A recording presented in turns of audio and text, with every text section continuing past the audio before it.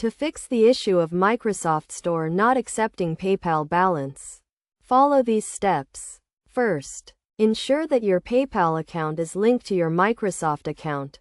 If it is not, go to the Microsoft account website and sign in. Then click on Payment Options and add PayPal as a payment method.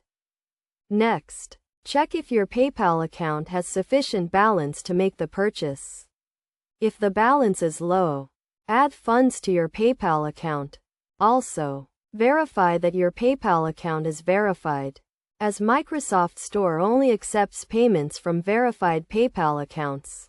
If your PayPal account is linked and has sufficient balance, but Microsoft Store still does not accept it, try removing and re-adding PayPal as a payment method. To do this, go to the Microsoft account website, click on Payment Options, and remove PayPal. Then, add it back as a payment method.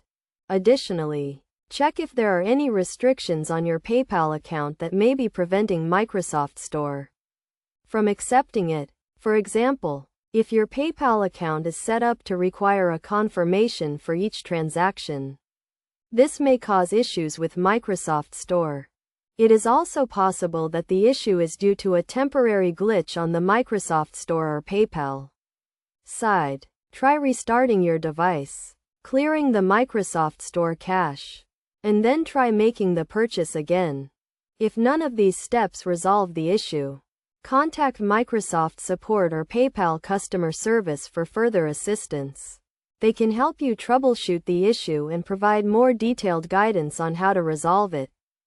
By following these steps, you should be able to fix the issue of Microsoft Store not accepting your PayPal balance. Remember to always keep your PayPal account verified and funded to avoid any issues with making purchases on Microsoft Store.